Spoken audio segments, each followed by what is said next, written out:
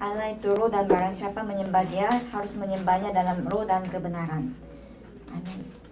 Terima kasih Tuhan pada siang hari ini karena kami diberikan waktu dan tempat untuk beribadah bersama-sama dengan jemaat kebaktian bahasa Indonesia dan Malaysia.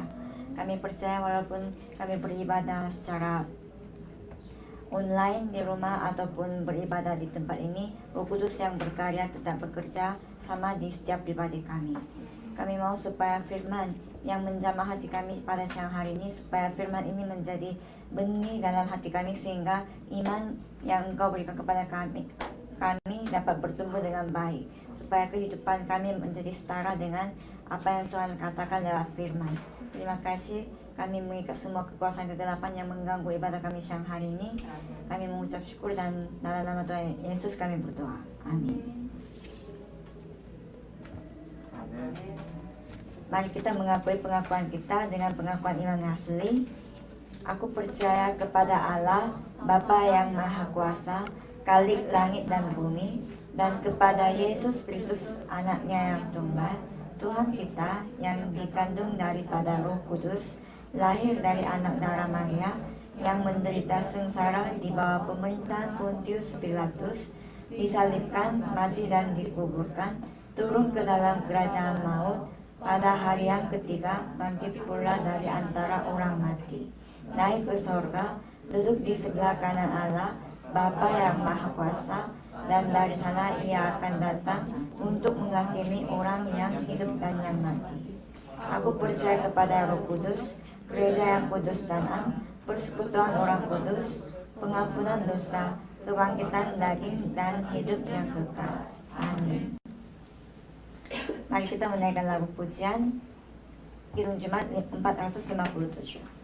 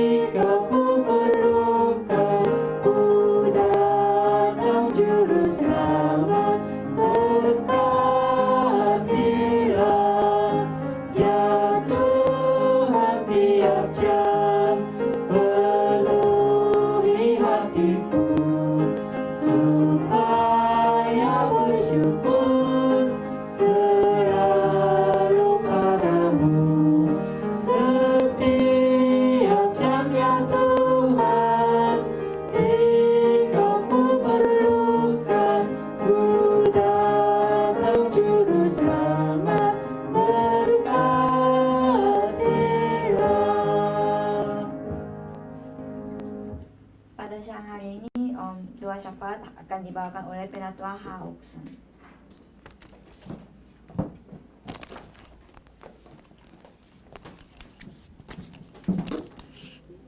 주는 그리스도시요 살아계신 하나님의 아들이십니다. Yesus adalah Kristus, anak Allah yang hidup. 한 주 동안에도 하나님께서 우리를 지키시고 보호하시고 이렇게 기쁜 마음으로 예배드릴 수 있도록 인도하신 주님께 감사를 드립니다. Terima kasih kepada Tuhan Allah yang telah melindungi kami dan menjaga kami selama 1 minggu sebelumnya, sehingga kami datang ke tempat ini dan beribadah kepada Tuhan. 선교 작품을 만들어가는 예언교회로 인도하시고 이 현장에서 하나님 치유 24시라는 언약의 말씀으로 한 주 동안 승리케 ha시다가 이 복된 날 하나님께 영광이 되는 예배가 되게 하신 주님께 감사를 드립니다. Terima kasih karena selama 1 minggu kemarin Tuhan terus memimpin kami melalui gereja Yewon yang mau membuat karya untuk penginjilan misi, dan Tuhan telah memberi firman yaitu penyembuhan 24 jam supaya kami bisa membuat karya tersebut, dan pada hari ini kami berkumpul dan beribadah memuliakan nama Tuhan. 복음 치유로 취소되신 예수 그리스도로 주인 삼고 현장에서 영적 싸움에서 승리케 하시고 인도하신 주님 영광 받아 주시옵소서. Terimalah kemuliaan dari kami karena Tuhan yang telah memberi penyembuhan pada kami, kehidupan kami sehari-hari, dan akhirnya kami bisa memuliakan nama Tuhan. 19 코로나로 인하여 현장이 너무나 힘든 가운데 있습니다. Dan ladang kami mengalami banyak kesusahan karena masalah virus corona 19 ini. 특별히 인도네시아 발리와 보그로와 또 하나님 그 현장 교회 위에 하나님 영광이 드러나게 인도하여 주시옵소서. Khususnya tolong pancarkanlah kemuliaan Tuhan pada daerah Bogor dan juga daerah Bali dan seluruh Indonesia. 많은 문제 가운데 하나님 계획을 바라볼 수 있도록 축복하신 주님께 감사를 드립니다. Dan tolong berkatilah kami supaya kami hanya bisa melihat rencana Tuhan di tengah banyak masalah. 선교사님과 또 목사님, 안톤 목사님과 토니 목사님과 또 우리 청년들이 원리스 되어서 인디 말레이시아 18,000개 섬들이 살아날 주역이 될 수 있도록 성령의 역사하여 주시옵소서. Tolong berkaryalah melalui Roh Kudus, khususnya pada Ibu Kim dan juga Bapak Pendeta Anton dan juga Bapak Pendeta Tony dan juga para pemuda-pemuda di Gereja Bali Yewon dan juga Gereja Bogor Yewon, supaya mereka bisa bersatu dan bisa menyelamatkan 18.000 pulau, yaitu seluruh negara Indonesia. 너무나 연약한 저희들 불러주시고 예배자로 쓰임받게 하시니 참 감사를 드립니다. Terima kasih kepada Tuhan karena Tuhan telah memilih kami dan memanggil kami yang begitu memiliki banyak kekurangan dan dapat bisa menikmati berkat beribadah ini. 인생 여정이 언약 여정이 되게 하심도 감사를 드립니다. Terima kasih karena telah menjadikan perjalanan hidup kami menjadi perjalanan penginjilan. 이 언약 여정 속에 선교 현장을 품고 기도하는 모든 기도가 응답되게 하시니 감사를 드립니다. Terima kasih karena Tuhan telah menjawab semua doa-doa kami dalam menjalankan perjalanan perjanjian ini. 언약 잡은 후대들을 기억하여 주시옵소서. Ingatlah semua generasi muda yang memegang perjanjian ini. 특히 프랑스와 페리가 이 예수가 그리스도 되심을 인정하고 믿고 예배를 드리고 있습니다. Dan pada saat ini kami bersama dengan Frans dan Ferry yang dari Indonesia yang memegang perjanjian ini dan percaya bahwa Yesus adalah Kristus. 영육 간의 강건함을 허락하여 주시옵소서. Izinkanlah kekuatan rohani dan jasmani kepada mereka. 누구도 줄 수 없는 하나님이 주신 그 달란트를 가지고 세상을 살릴 전철대 제자로 쓰임받게 하여 주시옵소서. Tolong berkatilah mereka supaya mereka dipakai oleh Tuhan sebagai murid Tuhan yang memiliki kekuatan yang tidak bisa dibandingkan dengan orang lain dan tidak dimiliki oleh orang lain. 지금 이 시간에 우리 예배 드리는 모든 집사님, 권사님, 장로님들이 이 기도를 통해서 하나님 영광이 드러날 줄 믿습니다. Dan kami percaya bahwa melalui doa ini semua jemaat yang ada di tempat ini dan juga majelis diaken dan juga penatua bisa bersatu dan bisa memuliakan nama Tuhan. 지금 이 시간에 말씀 들고선 우리 주목님께 성령의 충만과 오력을 덧입혀 주시옵소서. Dan berilah kepenuhan Roh Kudus dan juga 5 kekuatan kepada Ibu Bella yang akan memberitakan firman Tuhan hari ini. 특별히 체력과 영권을 만배나 다하여 주시옵소서. Khususnya tambahkanlah kekuatan jasmani dan juga rohani 100 kali lipat.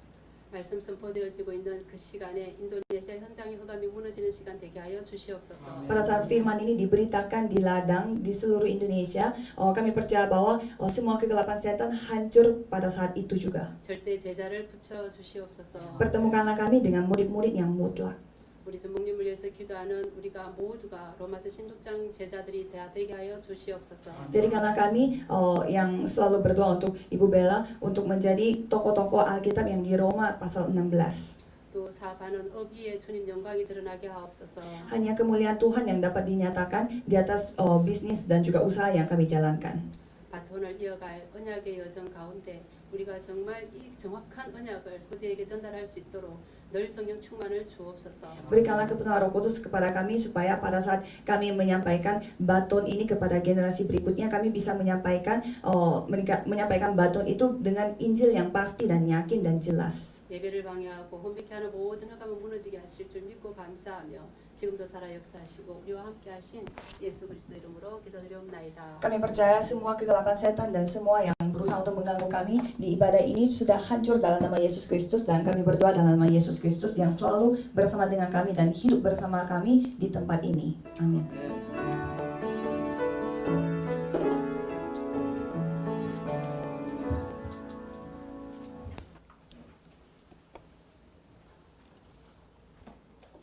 Firman Tuhan hari ini telah diambil dari kitab Matius pasal 8 ayat 5-13 dengan judul Iman Besarnya Perwira. Matius pasal 8 ayat 5-13 saya akan bacakan.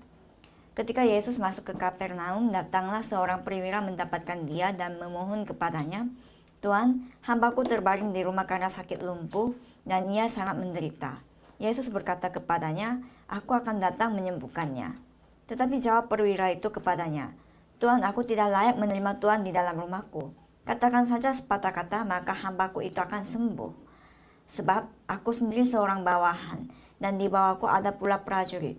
Jika aku berkata kepada salah seorang prajurit itu, 'Pergi,' maka ia pergi. Dan kepada seorang lagi, 'Datang,' maka ia datang. Ataupun kepada hambaku, 'Kerjakan ini,' maka ia mengerjakannya." Setelah Yesus mendengar hal itu, heranlah ia dan berkata kepada mereka yang mengikutinya, "Aku berkata kepadamu, sesungguhnya iman sebesar ini tidak pernah aku jumpai pada seorang pun di antara orang Israel. Aku berkata kepadamu, banyak orang akan datang dari timur dan barat dan duduk makan bersama-sama dengan Abraham, Ishak dan Yakub di dalam kerajaan sorga.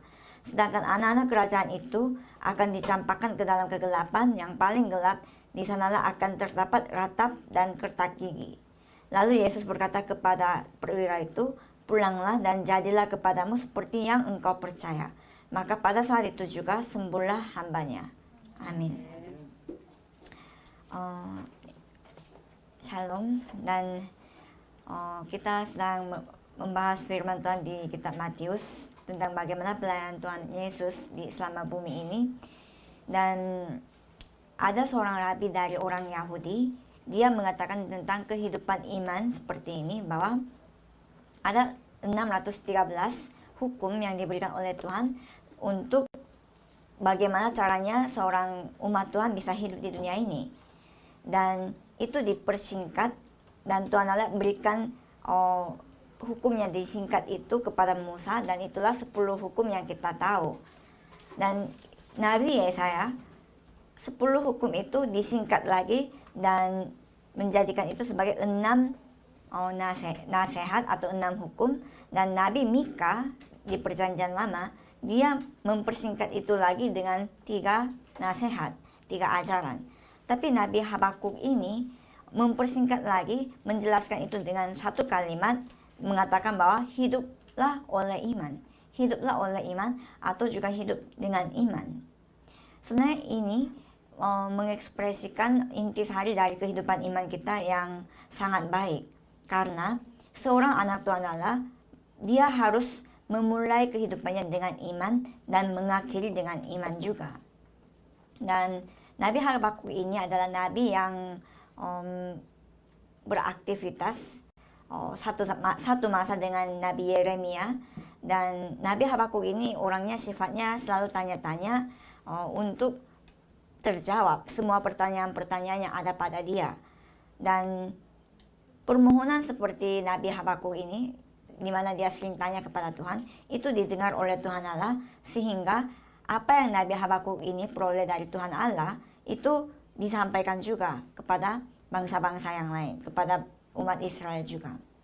Dan apa yang dia peroleh itu kita bisa lihat di kitab Habakuk pasal 2 ayat 4 mengatakan bahwa tetapi orang yang benar itu akan hidup oleh percayanya. Dan di Ibrani pasal 11 ayat 6 dikatakan bahwa tetapi tanpa iman tidak mungkin orang berkenan kepada Allah. Sebab barang siapa berpaling kepada Allah, ia harus percaya bahwa Allah ada dan bahwa Allah memberi upah kepada orang yang sungguh-sungguh mencari Dia. Jadi tergantung iman kita. Kita bisa membuat Tuhan Allah kita senang atau tidak. Itu maksudnya. Karena itu di perjanjian baru kita bisa melihat bagaimana Tuhan Yesus menasihati atau juga memuji seorang pribadi tersebut tergantung iman yang dia miliki. Apakah imannya dia kecil atau imannya dia besar. Kadang Tuhan Yesus menurut iman orang itu bisa menasihatinya dan juga bisa memujinya. Karena begitulah penting iman yang kita bahas pada siang hari ini.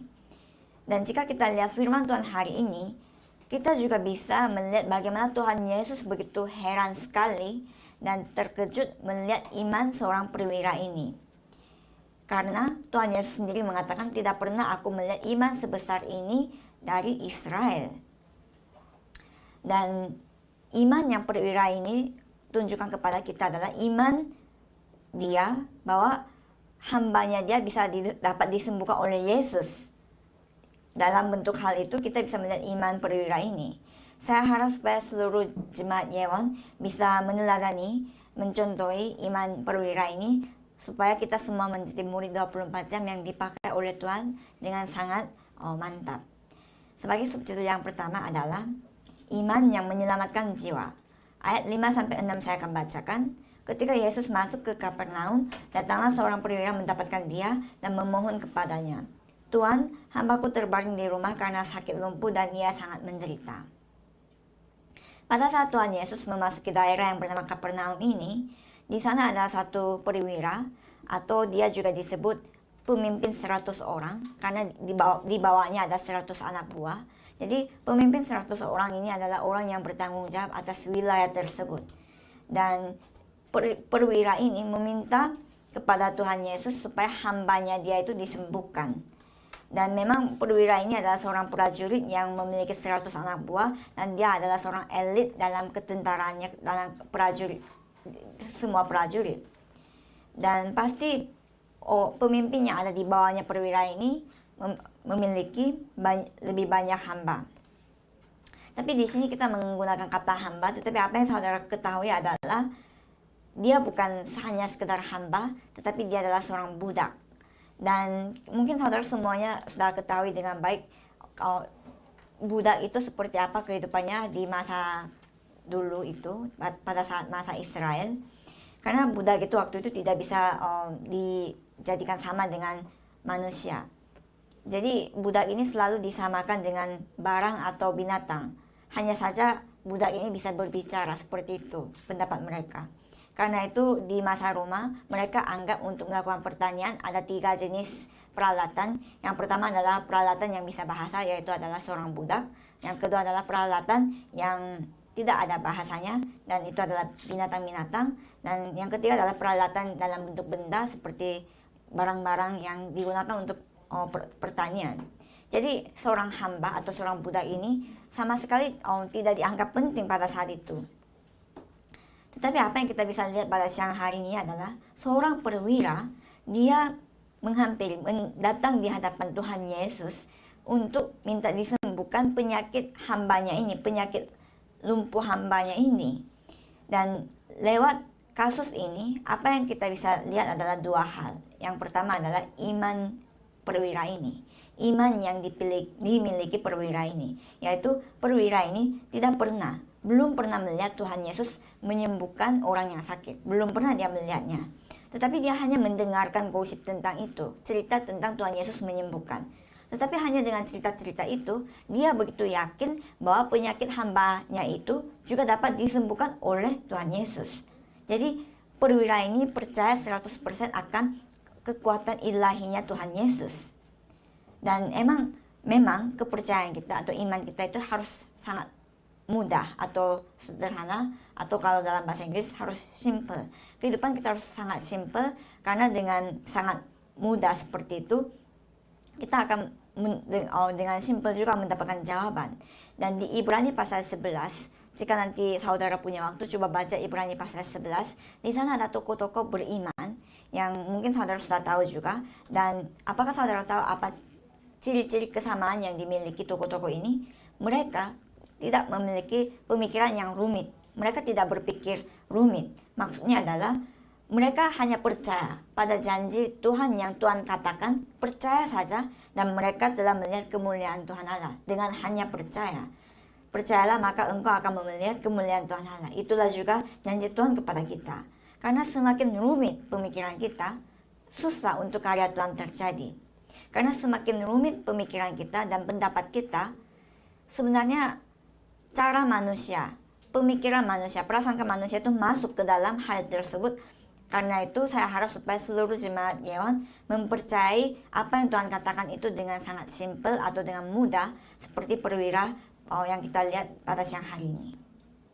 Dan hal yang kedua yang kita bisa lihat lewat sikap atau kasus perwira ini adalah ternyata iman yang dimiliki oleh perwira ini adalah iman yang menyelamatkan jiwa.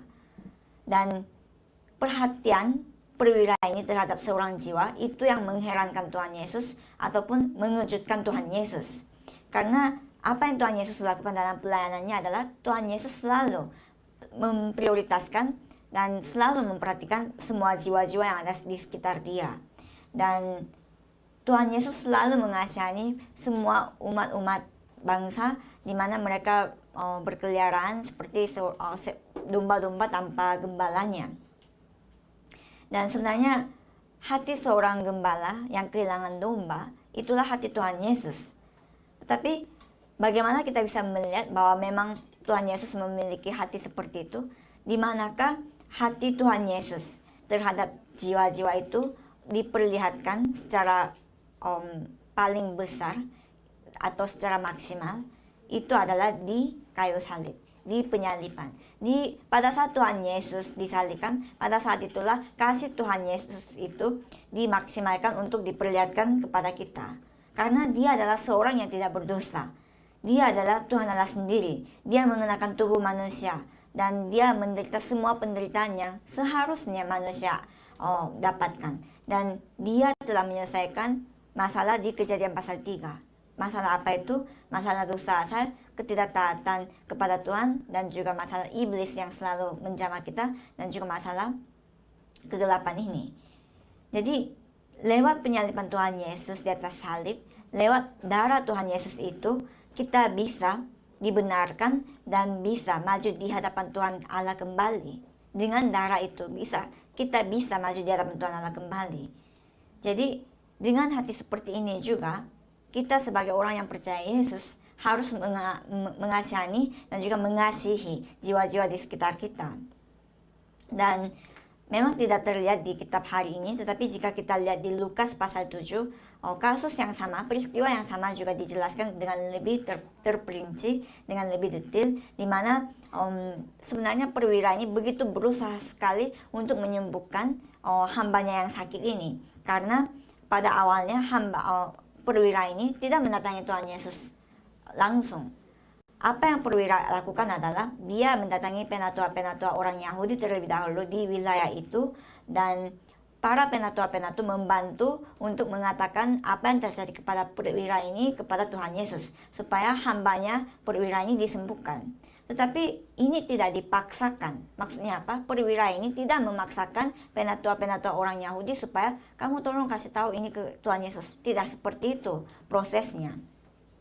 Karena penatua-penatua orang Yahudi ini yang begitu positif dan begitu dengan sendirinya mereka mau memberitahukan ini kepada Tuhan Yesus.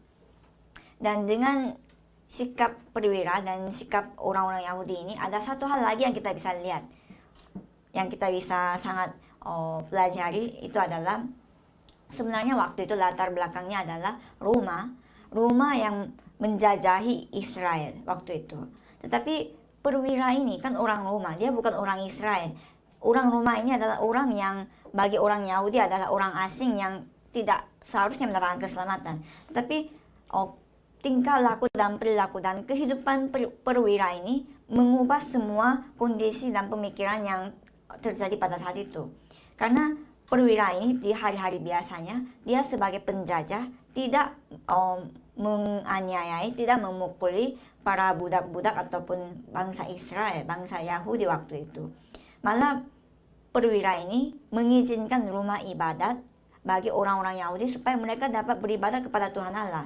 Jadi perwira ini begitu perhatikan orang-orang Yahudi, memperhatikan komunitas orang Yahudi.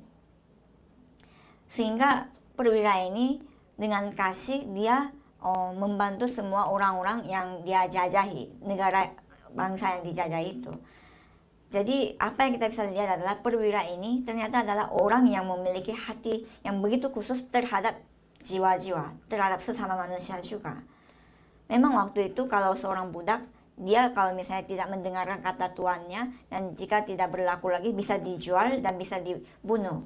Dan itu tidak menjadi masalah waktu itu. Tetapi perwira tidak seperti itu. Apa yang dia pikirkan.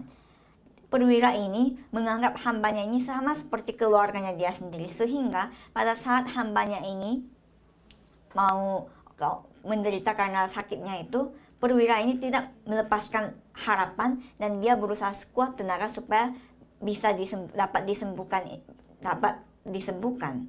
Dan kita pun di dalam kehidupan rohani kita harus memiliki sikap perwira seperti ini dalam pelayanan kita. Dengan kata lain, kita harus memiliki iman untuk penyelamatan jiwa. Katanya belakangan ini, di masa ini sekarang, tidak ada 3 hal. Ada 3 hal yang tidak dimiliki masa ini. Dan 3 hal itu apa? Tidak memiliki kepedulian, tidak memiliki rasa tanggung jawab, dan tidak memiliki rasa terharu. 3 hal ini tidak dimiliki di masa ini katanya. Sehingga keegoisan kita, karena begitu individualisme, hanya mempedulikan individual kita, sehingga tidak mempedulikan orang-orang yang lain. Saya harap supaya semakin iman saudara menjadi bertumbuh dan besar, perhatian saudara terhadap jiwa-jiwa pun menjadi besar juga. Tidak peduli dengan keadaan masa ini sekarang. Karena jika kita memiliki perhatian, sudut pandang kita pasti akan berubah terhadap orang atau jiwa tersebut.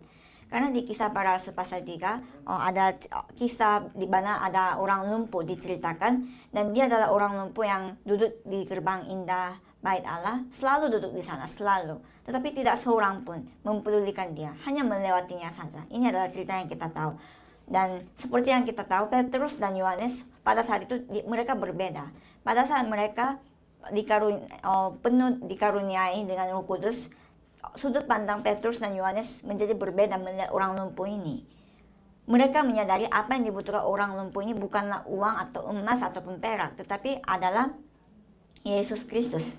Sehingga mereka mengatakan, apa yang ada padaku, ku berikan kepadamu, berdirilah dalam nama orang Nazaret Yesus Kristus itu. Dan apa yang Yohanes dan Petrus lihat adalah bahwa apa yang dibutuhkan orang lumpuh ini adalah bukan uang ataupun kebutuhan duniawi, tetapi adalah kebebasan sejati yang Tuhan Yesus saja bisa berikan, di mana Yesus saja yang bisa membebaskan kita dari ikatan iblis, kutukan, dan semua nasib kita yang ada di dunia ini. Dan hasilnya bagaimana? Orang lumpuh ini memuji Tuhan Allah dan dapat berjalan kembali dan memuliakan nama Tuhan Allah. Sehingga lewat kesaksian orang lumpuh ini juga banyak orang-orang melihat karya Tuhan Allah. Jadi saudara ketahuilah bahwa semakin besar perhatian kita kepada jiwa-jiwa di sekitar kita, kita akan melihat bagaimana kehendak Tuhan Allah itu digenapi, tercapai lewat hidup kita. Saya memberkati saudara di dalam nama Tuhan Yesus Kristus, supaya hati saudara menjadi lebih dalam lagi terhadap jiwa-jiwa, supaya saudara menjadi murid-murid penginjilan yang bisa mengherankan Tuhan Yesus di ladang saudara.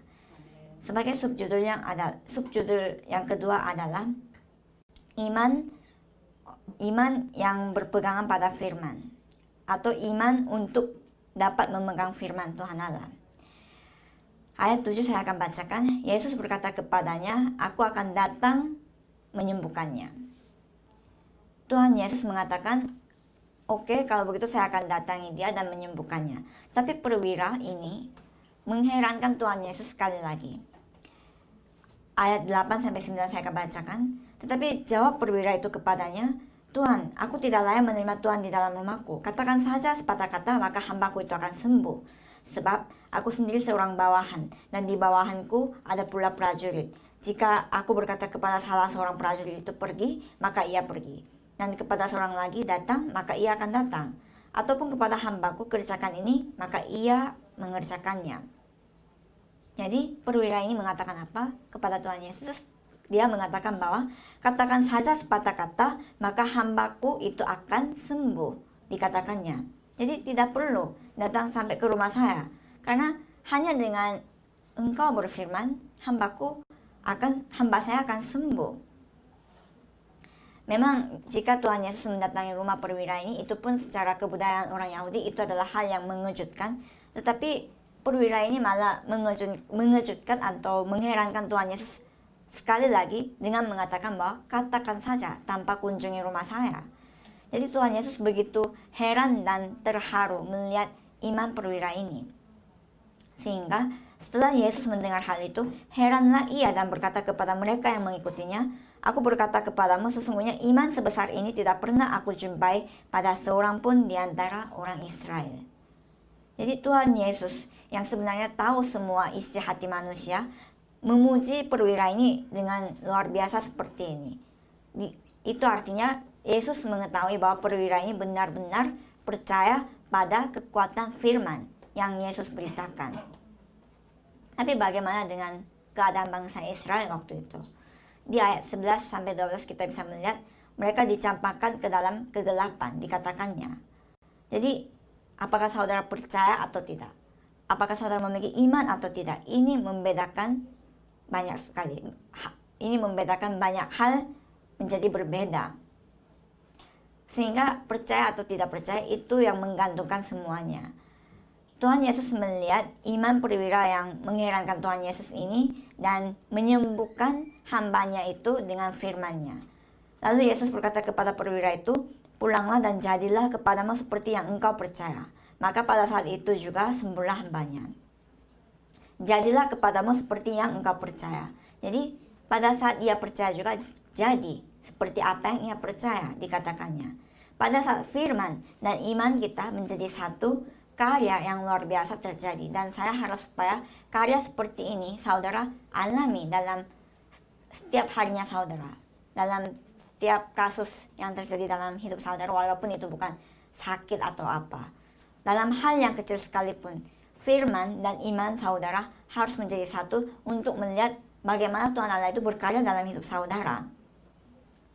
Tetapi yang paling penting yang saudara harus laksanakan adalah ingat bahwa kehidupan iman ini bukan kehidupan yang kita hidup menurut pendapat kita, pemikiran kita, pengalaman kita, dan prasangka kita.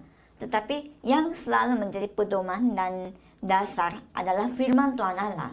Artinya, walaupun saya memang lemah, tidak memiliki kekuatan, tetapi dengan kekuatan yang firman Tuhan Allah berikan kepada saya dapat mempengaruhi yang lain. Walaupun kondisi saya sangat lemah saat ini.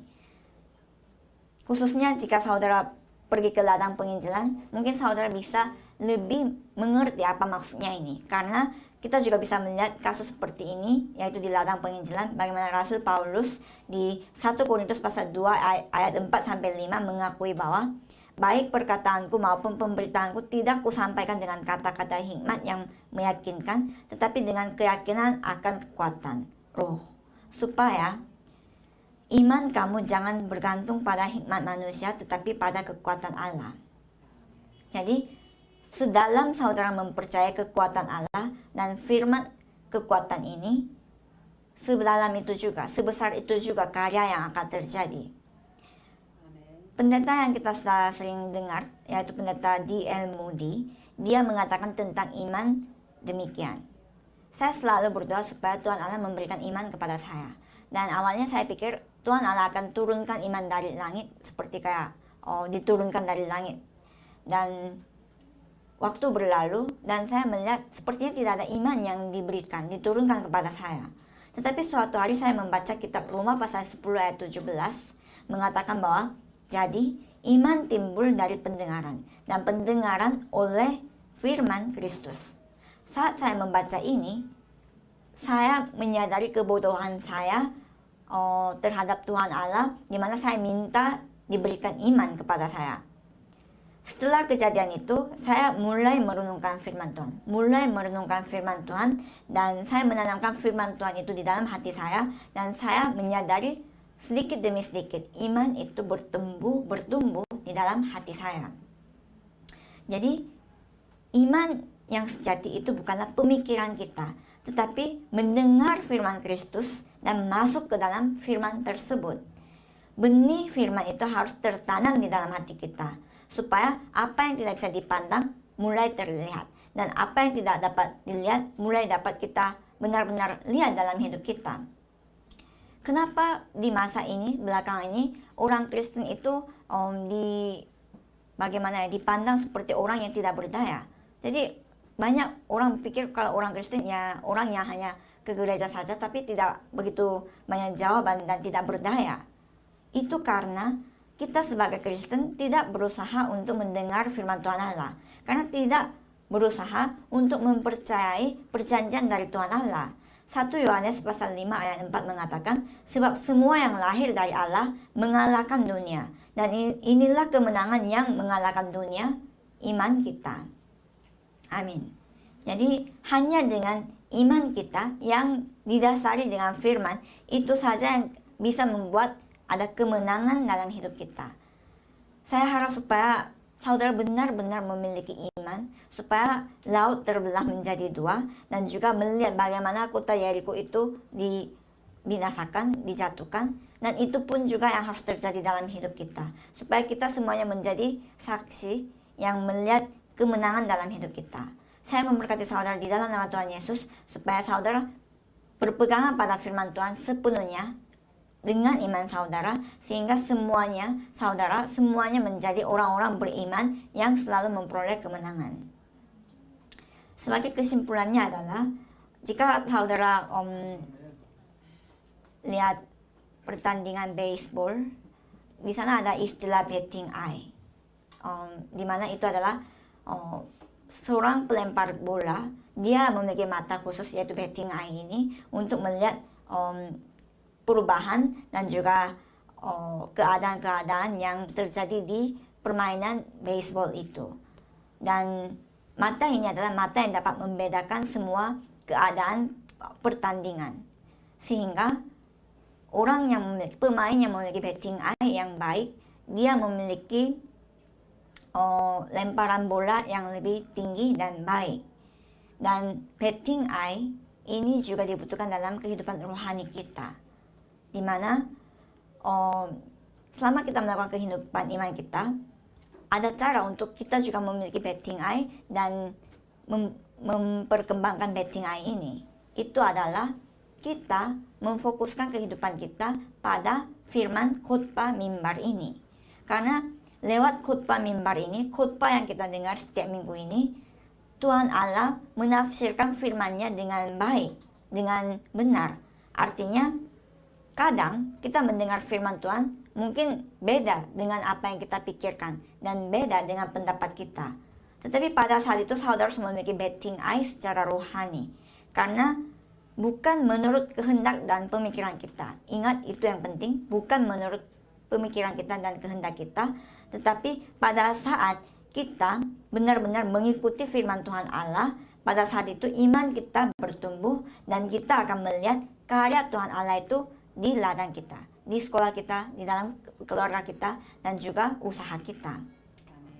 Saya memberkati saudara, semua jemaat gereja Ion, supaya saudara dapat berkembang kerohanian saudara seperti perwira ini, sehingga saudara pun memiliki iman yang sebesar perwira ini, supaya dapat mengherankan Tuhan Yesus di masa ini dalam ladang saudara.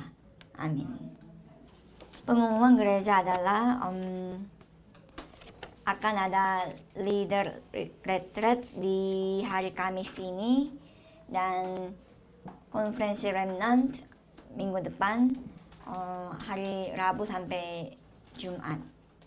Jadi saudara jika dapat meluangkan waktu bisa datang dan kita lihat bagaimana kita bisa mendengarkan firman Tuhan bersama-sama, karena bahasa Indonesia juga akan ditranslate di tempat di Yewon ini. Dan minggu ini hari Selasa ada rencana bertemu dengan anak TCK. Mereka adalah campuran.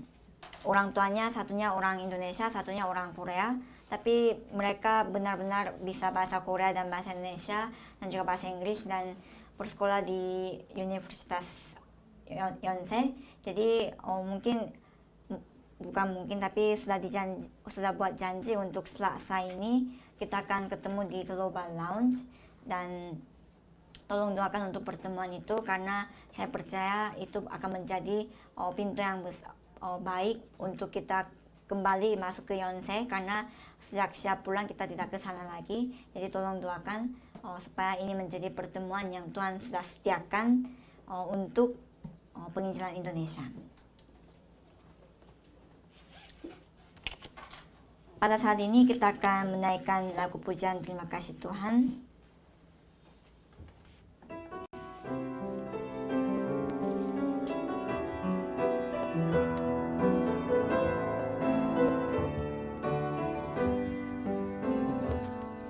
Terima kasih Tuhan untuk kasih setiamu yang ku alami dalam hidupku. Terima kasih Yesus untuk kebaikanmu sepanjang hidupku. Terima kasih Yesusku buat anugerah yang Kau beri selama hari ini. Tuhan adakan syukur bagimu. Amin. Mari kita bangkit berdiri dan menutup kebaktian kita pada siang hari ini dengan doa Bapa kami. Bapa kami yang di sorga, dikuduskanlah namamu, datanglah kerajaanmu, jadilah kehendakmu di bumi seperti di sorga. Berikanlah kami pada hari ini makanan kami yang secukupnya, dan ampunilah kami akan kesalahan kami, seperti kami juga mengampuni orang yang bersalah kepada kami. Dan janganlah membawa kami ke dalam pencobaan, tetapi lepaskanlah kami daripada yang jahat. Karena Engkaulah yang empunya kerajaan dan kuasa dan kemuliaan sampai selama-lamanya. Amin.